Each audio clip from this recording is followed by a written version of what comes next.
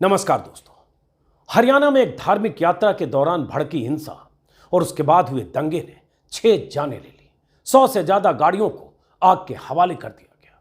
दर्जनों दुकानों को फूंक दिया गया।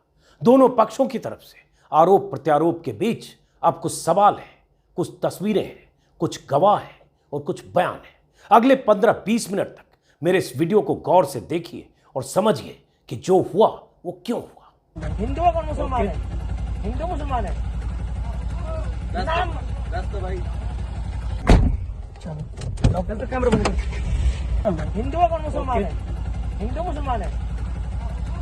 नाम तो भाई चलो डॉक्टर तो कैमरा बंद कर। अभी जो आपने वीडियो देखा, यह वीडियो दिल्ली से गुरुग्राम गए एक रिपोर्टर का है और उसके साथ बजरंग दल के कार्यकर्ताओं की तरफ से हुई बदसलूकी का है। किस ढंग से उस रिपोर्टर से पूछा गया कि तुम हिंदू हो या मुसलमान, और उसके बाद उसका कैमरा बंद कराया गया, आगे इस वीडियो में आपको दिखने वाला। शुरुआत हम इनसे करते हैं।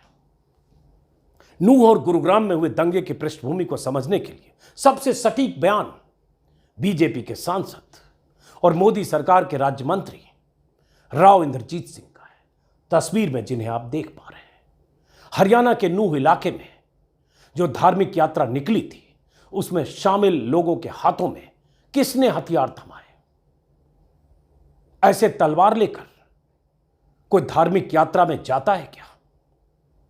ये वो 2 सवाल हैं जो गुरुग्राम के बीजेपी सांसद और मोदी सरकार में राज्य मंत्री राव इंद्रजीत सिंह ने 31 जुलाई को नूह में निकली ब्रजमंडल यात्रा की भीड़ पर उठाए। गौर से सुनिएगा, बीजेपी सांसद और केंद्र में मंत्री ने यह सवाल उठाए। इंडियन एक्सप्रेस में छपी खबर के मुताबिक मोदी सरकार का हिस्सा होकर भी राव इंद्रजीत ने जो बुनियादी सवाल उठाए हैं, उसका रिश्ता हरियाणा में हुए दंगों से है। राव इंद्रजीत सिंह का यह कहना है, और जो कहना है वो बहुत मायने रखता है, कि बंटवारे के 75 साल बाद पहली बार इस इलाके में ऐसा दंगा हुआ है जो 75 सालों में नहीं हुआ। वो अब क्यों हुआ? केंद्रीय मंत्री ने यह भी कहा कि मैंने पुलिस से कहा है कि बजरंग दल का नेता मोनू मानेसर और बिट्टू बजरंगी के उस वीडियो की जांच की जाए, जिस वीडियो के वायरल होने के बाद उस इलाके में तनाव फैला था। वो वीडियो, जिस वीडियो की वजह से इलाके में लोगों में गुस्सा आया, जिस वीडियो में कहा गया हम नूह की धार्मिक यात्रा में आ रहे हैं, रोक सकते हो तो रोक लो, और यही वो वीडियो है जो ब्रजमंडल यात्रा के ठीक पहले। जय गौ माता, जय श्री राम। मैं आपका भाई मोनू मानेसर, बजरंग दल प्रांत गोरक्षक प्रमुख, बजरंग दल हरियाणा से सभी भाइयों को बड़ी खुशी के साथ बताया जा रहा है 31/7/2023 दिन सोमवार को मेवात ब्रजमंडल यात्रा है। सभी भाई बढ़ चढ़कर हिस्सा ले और बढ़ चढ़कर मेवात के सभी मंदिरों में जाएं, तो ज्यादा से ज्यादा संख्या में सभी भाई जाएं। हम खुद यात्रा में शामिल रहेंगे और हमारी पूरी टीम में यात्रा में शामिल रहेगी। तो सभी भाई जोरों शोरों से गौ माता का नाम लेकर, प्रभु श्री राम का नाम लेकर 2 हत्याओं का आरोपी, इलाके में इसकी छवि गुंडे गोरक्षक के तौर पर, हथियारबंद दस्ते, तरह तरह के हथियारों के साथ गाड़ियों का काफिला, गैंग की तरह पूरे इलाके में सक्रिय। नाम है मोनू मानेसर। वायरल किया इसने वीडियो को और कहा कि मैं आ रहा हूं उस धार्मिक यात्रा में हिस्सा लेने, और बाकी सब लोग भी पहुंचे। और उस धार्मिक यात्रा के एक दिन पहले यह वीडियो वायरल हुआ और उसके बाद इलाके में तनाव। यह मोनू मानेसर कौन है? उसके 2 वीडियो ने कैसे इलाके में माहौल खराब किया, विस्तार से हम आपको आगे बताएंगे। उससे पहले यह भी जान लीजिए कि हरियाणा के उप मुख्यमंत्री दुष्यंत चौटाला ने भी हिंदुओं की तरफ से जो भीड़ जुटाई गई थी, उस भीड़ की तादाद को लेकर एक बड़ी बात कही है। दुष्यंत चौटाला ने कहा है कि धार्मिक यात्रा के आयोजकों की तरफ से भीड़ जुटाने को लेकर प्रशासन को पूरी जानकारी नहीं दी गई। यानी इस ब्रजमंडल यात्रा के आयोजकों ने जितनी भीड़ जुटाई उसके बारे में पुलिस को नहीं बताया। यानी पुलिस को पहले से नहीं बताया गया कि उस यात्रा में, उस धार्मिक यात्रा में कितने लोग आने वाले हैं, कहां कहां से आने वाले हैं? फिर सवाल उठता है कि मुस्लिम बहुल नूह इलाके में कई जिलों से लोगों को बुलाकर भीड़ जुटाने का मकसद क्या था? अगर सूबे का डिप्टी सीएम यह कह रहा हो कि आयोजकों ने भीड़ की जानकारी पुलिस को नहीं दी, कितने लोग आ रहे हैं इसकी जानकारी नहीं दी, मुकम्मल इंतजाम इसलिए नहीं हुए, तो उसका मतलब क्या है? अगर केंद्र का मंत्री और इलाके का सांसद कह रहा है कि धार्मिक यात्रा में लोगों के पास हथियार क्यों थे, तो उसका भी मतलब है। सभी कह रहे हैं कि मेवात में पहले ऐसी घटना नहीं हुई, फिर ऐसी घटना इस बार क्यों हुई, इसकी पटकथा किसने लिखी? हरियाणा के मुख्यमंत्री कह रहे हैं कि दंगे के पीछे किसी की साजिश है। किसकी साजिश है? और अगर साजिश हो रही थी, अगर साजिश है, तो आपकी पुलिस कहां सो रही थी?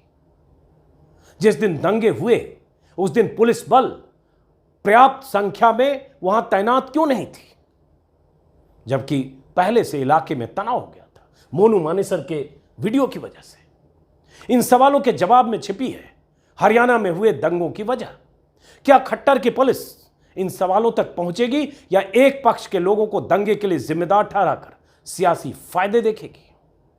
अब बीजेपी, बजरंग दल और वीएचपी के लोग इस दंगे के लिए एक पक्ष को जिम्मेदार ठहराने में जुटे हैं। तरह तरह के बयान आ रहे हैं, दिल्ली से लेकर यूपी तक, हरियाणा से लेकर किसी और इलाके तक रैलियां और प्रदर्शन हो रहे हैं, भड़काऊ नारे लगाए जा रहे हैं। यह कहा जा रहा है कि कैसे एक धर्म विशेष के लोगों ने दंगा किया और जो किया सिर्फ उन्होंने ही किया, हम तो पीड़ित हैं। महापंचायत बुलाने का ऐलान किया जा रहा है, लेकिन अपने लोगों के गुनाह पर पर्दा डालकर सिर्फ दूसरे पक्ष को दंगाई साबित करने की कोशिश हो रही है।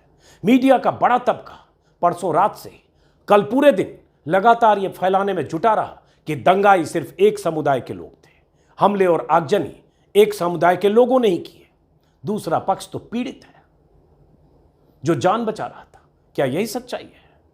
सच तो यह भी है कि मारे जाने वाले लोगों में पुलिस वालों के साथ साथ गुरुग्राम की अंजुमन मस्जिद के एक युवा नायब इमाम हाफिज भी थे।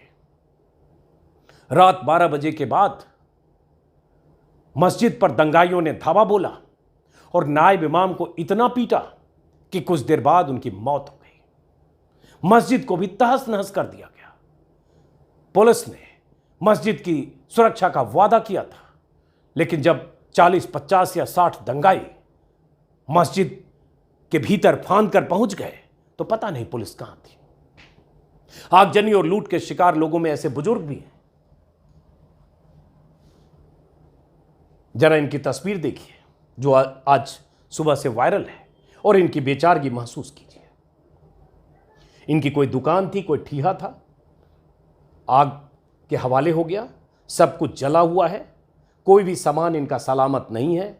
उसी जले हुए सामानों में से कुछ साबुत सी चीजें खोज रहे हैं और इनकी जो भी जमा पूंजी थी, रोजी रोटी का जो जरिया था, दंगाइयों की तरफ से की गई आगजनी के हवाले हुआ। ये बुजुर्ग, इन तस्वीरों की बात कौन करेगा? कई ऐसे मुस्लिम हैं जिनकी दुकान को आग के हवाले कर दिया गया, लेकिन यह भी है कि कई ऐसे हिंदू भी हैं जिनकी दुकानों में आग लगाई गई, दंगाइयों ने जिनकी संपत्ति फूंक दी। लेकिन मीडिया के जरिए ऐसा माहौल बनाया जा रहा है जैसे सिर्फ एक समुदाय ने दंगा किया। एक और वीडियो है आज तक के हवाले से, वो वीडियो भी मैं आपको दिखाता हूं, देखिए और आवाजें सुनिए, समझिए कि दंगाई और कौन लोग थे।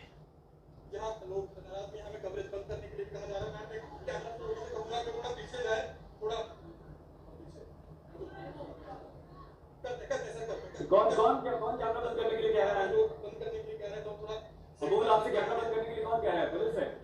करते हैं, हम अपना काम कर रहे हैं, आप अपना काम कीजिए, हम अपना काम कर रहे हैं। कैमरा बंद करने के लिए अमूल कौन कह रहा है आपसे? हाँ जी सर, नहीं सर, नहीं, यहाँ दूसरे पक्ष के कुछ वर्कर हैं, दूसरे दल के वर्कर हैं। नहीं, बंद है सर, कैमरा बंद कराने की कोशिश हो रही है। बजरंग दल या भगवा ब्रिगेड के लोग हैं, आप देख रहे हैं तस्वीर, भीड़ है, लोगों के पास लाठी डंडे हैं, 4 फायर की आवाज भी हुई, रिपोर्टर बता रहा है। हमें बजरंग दल के वर्कर्स की तरफ कहा जा रहा है बजरंग दल के वर्कर की तरफ से कहा जा रहा है आप अपना कैमरा बंद करिए, और बजरंग दल के कार्यकर्ताओं के जत्थे भीड़ आप देख रहे हैं। रिपोर्टर कह रहा है कि फायर की आवाज उसने सुनी है, रिपोर्टर कह रहा है कि सबके हाथ में हथियार है, रिपोर्टर कह रहा है कि कैमरा बंद कराया जा रहा है। आज तक के हवाले से, कल शायद आज तक पर यह वीडियो कल या परसों चला था, यह वायरल है, वो तस्वीर मैं आपको दिखा रहा हूं। आज तक का यह वीडियो जो आपने अभी देखा इस बात की गवाही दे रहा है कि हिंदुत्ववादी भीड़ भी हमलावर थी, हिंसक थी, मीडिया तक को कवरेज से रोका जा रहा था। तो इनकी बात भी तो होनी चाहिए कि इनके हाथों में हथियार कैसे आए। और अब वो सवाल तो केंद्रीय मंत्री ही पूछ रहे हैं कि जो धार्मिक यात्रा में लोग गए थे उनके हाथों में हथियार कैसे आए। ये वीडियो जो अभी आपको दिखा रहा हूं अब कुछ देर पहले का है, न्यूज लॉन्ड्री के रिपोर्टर अनमोल प्रीतम ने ट्विटर पर शेयर किया है। क्या लिखा है सुनिए और उसके बाद वीडियो देखिए। आज का ही है, अनमोल प्रीतम ने लिखा है स्क्रीन पर जो आप देख रहे हैं। क्या गुरुग्राम में पत्रकारिता करना अपराध है? सेक्टर 70 में स्थानीय बजरंग दल कार्यकर्ताओं द्वारा धमकी मारपीट के डर से 200 मुस्लिम परिवार पलायन कर चुके हैं। जब मैं वहां रिपोर्टिंग कर रहा था मुझे 2 बार धमकी दी गई, मेरा धर्म पूछा गया और कैमरा बंद करा दिया गया। 200 मुस्लिम परिवार डर से पलायन कर चुके हैं बजरंग दल कार्यकर्ताओं की तरफ से धमकी और मारपीट के डर से। और यह घटना है सेक्टर 70 की। यह रिपोर्टर है न्यूज लॉन्ड्री के अनमोल प्रीतम। वीडियो जो उन्होंने शेयर किया है उस वीडियो को आप देखिए और सुनिए। जा रहा हूँ ना मैं, कितनी देर लगेगी जाने में? जा रहा हूँ। तेरी पार्टी दे दो। आए ना तेरा इसमें। जा रहा हूँ। हिंदुओं को मुसलमान। अब देखिए, रिपोर्टर से पूछा गया, ये ऑटो वाला है, इसने चेहरे पर साफा या कुछ बांध रखा है, अंगूछा, और उसके बाद पीछे लोग हैं। ऑटो पे ये ड्राइविंग सीट पर है, बजरंग दल का कार्यकर्ता होगा, और ऑटो से क्यों कैसे घूम रहा है पता नहीं। सीधे रिपोर्टर को पूछता है तुम हिंदू हो या मुसलमान। अनमोल प्रीतम अपनी टीम के साथ है, अपनी गाड़ी में है, और उसके बाद आगे क्या हो रहा है, हिंदू हो या मुसलमान साहब पूछ रहा है। अब अनमोल प्रीतम, अब ये देखिए अनमोल प्रीतम अपना आई कार्ड दिखाते हैं। आई कार्ड में उनका नाम लिखा होगा जिससे पता चल जाएगा कि ये मुसलमान नहीं है। उसके बाद आगे क्या होता है, अब जाने के लिए कहा जाता है जाओ अभी बोल जाओ।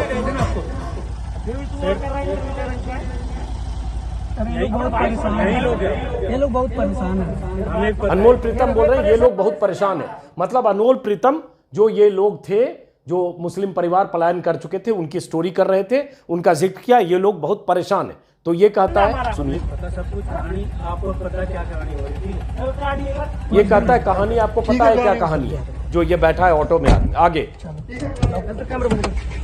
अब उसके बाद देखिए, ये देखिए, ये बंदा उतरता है और कहता है बंद कर कैमरा, और मुंह पर इसने कुछ अंगूछा या साफा टाइप का बांध रखा। सीधा ये कैमरा बंद कराता है और उसके बाद एक तरह से कहता है रिपोर्टर को वहां से जाओ। अब ये बजरंग दल के कार्यकर्ता गुरुग्राम में कर रहे हैं। आज की तस्वीर है, अगर हम माने ट्विटर पर जो आज शेयर किया अनमोल प्रीतम ने, तो ये स्थिति है गुरुग्राम में। और ये बजरंग दल के लोग हैं, ये उस समुदाय के लोग नहीं है जिन्हें टारगेट किया जा रहा है। इस वीडियो से आप अंदाजा लगा सकते हैं कि गुरुग्राम में बजरंग दल के कार्यकर्ताओं ने क्या माहौल बना रखा है। पूछ रहे हैं चलते हुए, और ये पहले भी कई रिपोर्टर ने कहा कि उनसे पूछा गया कि तुम हिंदू हो कि मुसलमान हो। इससे अंदाजा लगाइए, क्योंकि सत्ता बीजेपी की है इसलिए इनके हौसले बुलंद हैं। पुलिस भी इन पर हाथ डालने से पहले 100 बार सोचेगी। अब आते हैं मोनू मानेसर पर।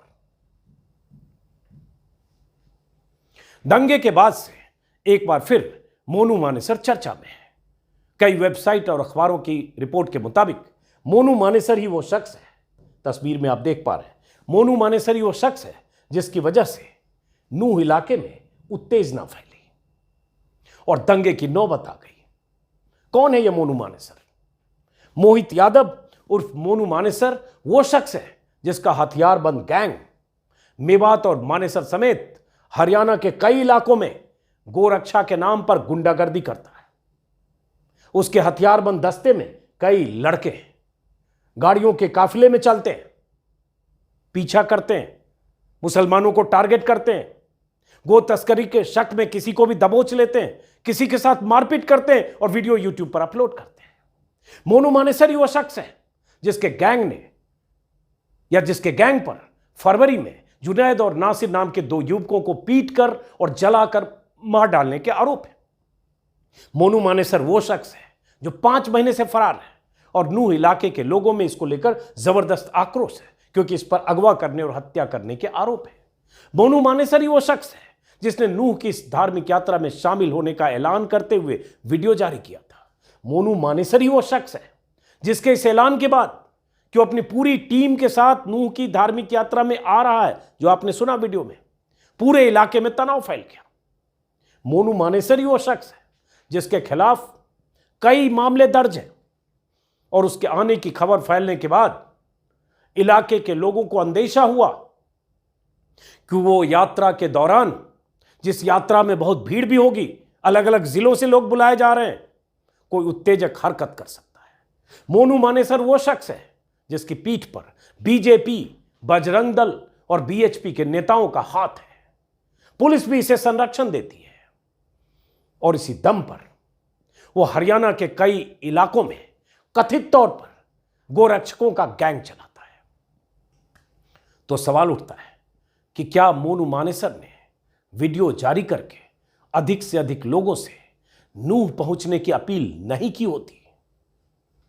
अपनी टीम के साथ आने का यूं ऐलान न किया होता तो भी क्या स्थानीय लोगों में उत्तेजना फैलती, यात्रा पर पथराव होता, लोगों में कोई ऐसी आशंका होती? जांच तो इस बात की भी होनी चाहिए कि मोनू मानेसर का मकसद क्या था। मोनू मानेसर से 2 कदम आगे जाकर बिट्टू बजरंगी नाम के एक आदमी का भी वीडियो ब्रजमंडल यात्रा से पहले वायरल हुआ था। उस वीडियो का भी जिक्र किया है आज इंडियन एक्सप्रेस के साथ बातचीत में केंद्रीय मंत्री ने, जिसमें वो अपने समर्थकों के साथ नारे लगवाकर यात्रा में शामिल होने की बात कर रहा है। न सिर्फ बात कर रहा है बल्कि कई गाड़ियों के साथ आने की बात करते हुए उत्तेजना फैलाने की भी बात कर रहा है। यह भी कह रहा है कि दामाद आ रहा है, जीजा आ रहा है, रोक सको तो रोक लो टाइप की बात है। ऐसा बहुत सारे लोग ट्विटर, फेसबुक पर लिख भी रहे थे। इलाके के लोगों का कहना है कि मोनू मानेसर और बिट्टू बजरंगी के वीडियो ने ही मेवात इलाके में तनाव पैदा कर दिया। हजारों लोगों के मोबाइल में मोनू मानेसर और बिट्टू बजरंगी का वीडियो पहुंचा और ऐसी अफवाह फैली कि उनके इरादे ठीक नहीं है। आखिर में मोनू मानेसर तो नहीं आया क्योंकि शायद उसे आने से रोका गया, ऐसा कहा जा रहा है। माहौल को देखते हुए वीएचपी या बजरंग दल के नेताओं ने कहा कि आप मत आओ, लेकिन जब 31 जुलाई को ब्रजमंडल यात्रा निकली तो नारेबाजी और शोर के बीच भीड़ ने यात्रा पर पथराव कर दिया। तनाव वहीं से शुरू हुआ, दंगा वहीं से शुरू हुआ और उसके बाद हालात बेकाबू हो गए। हिंदुस्तान टाइम्स की रिपोर्ट के मुताबिक यह माना जा रहा है कि मोनू मानेसर के 2 वीडियो और बिट्टू बजरंगी का 1 वीडियो रविवार और सोमवार को वायरल हुआ था।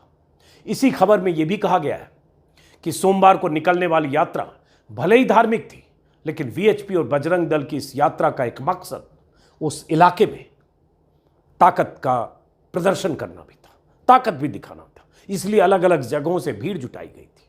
कुछ और अखबारों में बताया गया है कि इस यात्रा में शामिल होने के लिए आसपास के जिलों से काफी तादाद में लोग वहां आए थे, उन्हें बुलाया गया था और उसकी तैयारी की गई थी। मोनू मानेसर और बिट्टू बजरंगी की वीडियो का भी असर था कि बहुत से युवा उसकी अपील सुनकर, उस वायरल वीडियो को सुनकर या देखकर नूह पहुंच गए, ऐसा कहा जा रहा है। नूह में मुसलमानों की आबादी करीब 80% है और वहां बिट्टू बजरंगी जैसे लोगों के बयान ने लोगों में उत्तेजना भर दी। यही बात केंद्रीय मंत्री और गुरुग्राम के सांसद राव इंद्रजीत सिंह ने कही है कि कोई ऐसा कैसे कह सकता है कि तुम्हारा जीजा आ रहा है, रोक सको तो रोक लो। राव इंद्रजीत सिंह का साफ मानना है कि ऐसे वीडियो लोगों में गुस्से की वजह बने। इंद्रजीत सिंह का यह भी मानना है, और यही मोनू मानेसर है,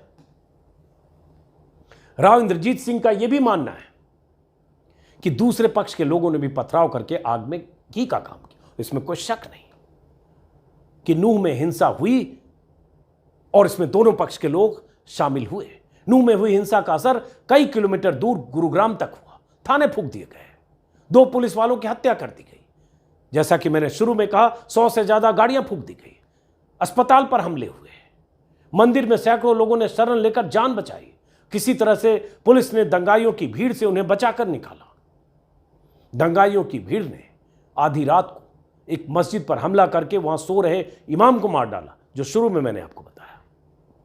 जब दंगे ने यह रूप अख्तियार कर लिया तो यह कहना मुश्किल है कि कौन पक्ष कम गुनाहगार है, कौन पक्ष ज्यादा। लेकिन बहुत से लोगों का यही मानना है कि अगर मोनू मानेसर और बिट्टू बजरंगी ने वैसे वीडियो जारी नहीं किए होते तो शायद दंगे की नौबत नहीं आती। जुनैद और नासिर की हत्या के मामले में मोनू मानेसर फरार है। देखिए तस्वीरें, कहीं से लगता है गोरक्षक है। हथियार, तरह तरह के हथियार। राजस्थान पुलिस कथित तौर पर महीनों से इसकी तलाश कर रही है। कथित तौर पर इसलिए कह रहा हूं क्योंकि यकीन करना मुश्किल है कि राजस्थान पुलिस आखिर 5 महीने बीत जाने के बाद भी मोनू को गिरफ्तार क्यों नहीं कर पा रही है। और वही मोनू अपना वीडियो बयान जारी कर रहा है। कोई दुबई में तो है नहीं, न मलेशिया में है। हरियाणा पुलिस और बीजेपी नेताओं से मोनू के रिश्ते तो जग जाहिर हैं। मैंने पहले भी विस्तार से उस पर वीडियो बनाया था जब जुनैद और नासिर की हत्या हुई थी। आप चाहें तो देख सकते हैं। अब जब मोनू मानेसर पर लोगों को उकसाने का आरोप लग रहा है तो उसे बचाने की कवायद भी शुरू हो गई है। हरियाणा के गृह मंत्री अनिल विज ने BBC से बातचीत में जो कहा है वो सुनिए। अनिल विज ने कहा है कि मोनू मानेसर का मैंने भी वीडियो सुना है, वो कहीं भी दंगे करने के लिए लोगों से नहीं कह रहा है। दंगे करने के लिए कहने की बात ही नहीं है। मोनू मानेसर की छवि ऐसी है जिससे लोग मानते हैं कि वो गुंडा है, गुंडागर्दी करता है, उस पर हत्या और उस तरह की हिंसा के आरोप हैं, फरार है। 5 महीने से पुलिस तलाश कर रही है। मंत्री जी कह रहे हैं कि वो ऐसा कुछ कह नहीं रहा था, लोगों से यात्रा में शामिल होने के लिए कह रहा था। मोनू मानेसर के ऊपर राजस्थान में मामले दर्ज हैं, हरियाणा में भी दर्ज हैं, हमें उसे पकड़ना है, मगर इसे दंगा भड़काने का आधार नहीं कहा जा सकता। हरियाणा में भी मामले दर्ज हैं, हमें उसे पकड़ना है, राजस्थान पुलिस तो नहीं पकड़ रही। ऐसे ही जो चीफ मिनिस्टर हैं उन्होंने कह दिया है कि ये एक षड्यंत्र, बड़ी साजिश है, षड्यंत्र है और इस तरह से बड़ी साजिश की तरफ इशारा करता है। एक इनका बयान आया, ये बयान और दिलचस्प है। आज ही प्रेस कॉन्फ्रेंस में मनोहर लाल खट्टर ने कहा है कि सबको सुरक्षा थोड़ी दी जा सकती है। जो दलील दी जरा वो आप कहीं भी चले जाइए, दुनिया में किसी भी देश में चले जाइए, हर व्यक्ति की सुरक्षा पुलिस के द्वारा करना संभव नहीं होता। हमारी 130 करोड़ आबादी है, हरियाणा की लगा लें तो 2 करोड़ 70 लाख आबादी है। अब 2 करोड़ 70 या 80 लाख आबादी, हमारी पुलिस कितनी है? अब 60,000 50,000।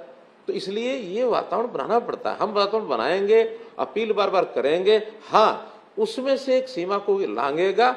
ये मुख्यमंत्री कह रहे हैं कि सबकी सुरक्षा थोड़ी की जा सकती है, पल्ला ही झाड़ रहे हैं। वातावरण बनाएंगे, अपील करेंगे। और गुरुग्राम और आसपास के इलाके में बीते 4-5 सालों से कैसे नमाजियों को तंग किया गया, कैसे तनाव का माहौल बनाया गया, कैसे बजरंग दल के कार्यकर्ता सक्रिय हुए और कैसे इस तरह का गुड्डू मानेसर जैसा शख्स जो सीधे सीधे गुंडागर्दी करता है, आप इसके साथ हथियारों की नुमाइश करने वाली तस्वीरें जो सोशल मीडिया पर खुद डालता है, पोस्ट करता है, इसके खिलाफ कोई कार्रवाई तो दूर, तमाम पुलिस अधिकारियों के साथ, बीजेपी नेताओं के साथ इसकी तस्वीरें हैं और मुख्यमंत्री जी प्रवचन दे रहे हैं कि हम अपीलें करेंगे। तो इसे आज तक गिरफ्तार क्यों नहीं किया गया? ये बेलगाम कैसे हो गया? और कैसे कहीं से लगता है कि ये गोरक्षक हो सकता है? प्रधानमंत्री मोदी जी कुछ साल पहले एक उनका चर्चित बयान है जो उन्होंने कहा था जब लिंचिंग की घटनाएं हो रही थी कि देश में जो गोरक्षा के नाम पर जो लोग हैं उनमें से 70 से 80% दिन में गोरक्षा की बात करते हैं और रात में असामाजिक तत्व वाला काम करते हैं। राज्य सरकारों से उन्होंने अपील की थी कि उनका डोजियर बनाइए, गिरफ्तारी करिए, गुंडे। प्रधानमंत्री मोदी का कहना, सभी राज्यों का सोया रहना और ऐसे मोनू मानेसर जैसे उत्पाती तत्वों का उभार, कहीं कुछ हुआ नहीं। लेकिन मुख्यमंत्री जी कह रहे हैं कि हम सबको सुरक्षा नहीं दे सकते। कुछ राजनीतिक दलों के, ये सब हालांकि कांग्रेस के नेता, इनके बयान हैं, जरा ये भी सुनिए। दीपेंद्र हुड्डा जो हरियाणा के नेता हैं, ये इनके पिता हैं भूपेंद्र सिंह हुड्डा। जिस तरीके से 2 समूह में तनाव बना, ना सिर्फ बहुत दुर्भाग्यपूर्ण है लेकिन बहुत पीड़ादायक भी है, क्योंकि हरियाणा के अंदर इस तरह का घटना कोई इतिहास नहीं रहा है। मैं ऐसे समय में सभी प्रदेशवासियों से हाथ जोड़ के ये अपील करना चाहता हूँ कि सभी प्रदेशवासी आपसी भाईचारे को, आपस में अमन चैन शांति सद्भाव को कायम रखें। आपसी भाईचारे को। दीपेंद्र हुड्डा। अब जरा सुनते हैं जो भूपेंद्र सिंह हुड्डा की। नूह में जो हुआ बड़ा दुर्भाग्यपूर्ण हुआ, क्योंकि मेवात में तो कभी इस किस्म की बात 47 में भी नहीं हुई। कभी मेवात के एरिए में कभी आपस में कोई वो नहीं हुआ। कल जो हुआ बड़ा दुर्भाग्यपूर्ण है। और अगर प्रदेश की सरकार समय पर कदम उठाती, वहाँ होमगार्ड के कर रखे थे, जबकि ऐसी खबरें चल रही थी कि शायद कोई ऐसा हो जाए, तो पूरी तरह से सतर्कता नहीं बरती गई। और यही सब कह रहे हैं कि ऐसा इतिहास नहीं रहा है नूह का या मेवात इलाके में, 47 में भी ऐसे दंगे नहीं हुए, तो फिर इस बार क्यों हुआ? वजह आप थोड़ा अंदाजा लगाइए, आप समझेंगे। वजह ऐसे लोग जो वहां माहौल खराब करने के लिए, उकसाने के लिए वीडियो जारी कर रहे थे, भीड़ को वहां जुटने की बात कर रहे थे, और उस रास्ते से गुजरना था जिस रास्ते में वहां मुस्लिम आबादी। अब कोई कहेगा कि मुस्लिम आबादी है तो उधर से नहीं जा सकते हैं क्या? सवाल वो नहीं है। सवाल बीते कुछ सालों में किस तरह से लोग जाते हैं डीजे के साथ, गाजे बाजे के साथ, शोर शराबे के साथ, किस तरह से कई जगह हुई है घटनाएं, मस्जिदों के मीनारों पर चढ़कर पटाखे फहरा दिए। और तो और यूपी में बरेली में अभी क्या हुआ? बरेली में अभी घटना हुई कि एक कांवरियों का समूह जो उस खास रास्ते से होकर गुजरना चाह रहा था जहां उसे जाने की अनुमति नहीं थी, और वो मुस्लिम बहुल इलाका था और जिद पर आ रहा था। हथियार भी उनमें से कुछ के पास थे, कुछ नशे में भी थे, और बरेली के एसएसपी ने उन्हें रोका, बल प्रयोग किया, तब वो हटे, वरना जिद पर थे कि हम इधर से ही जाएंगे। और वो दंगा होता या दंगा जैसी स्थिति पैदा होती, क्योंकि उनके इरादे ठीक नहीं थे। एसएसपी ने कहा कि उसमें ऐसे लोग भी थे जिनके पास असलहे थे, जो नशे में थे। और उसके बाद क्या हुआ? 4 घंटे के भीतर एसएसपी का ट्रांसफर हो गया। तो ये तो होता है कि जब भीड़ जुटाई जाती है, जुटती है, जिसमें उग्रता होती है, जिस भीड़ में ऐसे कुछ लोग होते हैं जो हिंसक प्रवृत्ति के होते हैं, या जिनकी मंशा कुछ और होती है, जिनका मंसूबा कुछ और होती है, जो मंसूबा ऐसे मोनू मानेसर जैसे लोगों का है, और जिस मंसूबे के दम पर ये कई जिलों में अभी भी बीजेपी की सत्ता के होने की वजह से अपना गैंग चला रहा है, तो इसलिए वहां के लोगों को ऐसा अंदेशा था। फिर भी दंगाई चाहे इधर थे या दंगाई उधर थे, सबके खिलाफ कार्रवाई होनी चाहिए। जिन्होंने हिंसा की, जिन्होंने हत्याएं की, जिन्होंने थाने फूके, जिन्होंने अस्पताल फूके, जिन्होंने बेकसूरों को मारा, जिन्होंने इमाम को मारा, सबके खिलाफ कार्रवाई होनी चाहिए। लेकिन तय यह करना होगा सरकार को कि एक धर्म विशेष के लोगों को टारगेट करने की बजाय दंगाइयों का धर्म देखे बगैर जो भी दंगाई है उसके खिलाफ सख्त से सख्त कार्रवाई होनी चाहिए। उस वक्त नाम नहीं देखना चाहिए, धर्म नहीं देखना चाहिए। उम्मीद है हरियाणा सरकार ऐसे ही करेगी। फिलहाल इस वीडियो को खत्म करते हैं, फिर मुलाकात होगी किसी और वीडियो में। नमस्कार।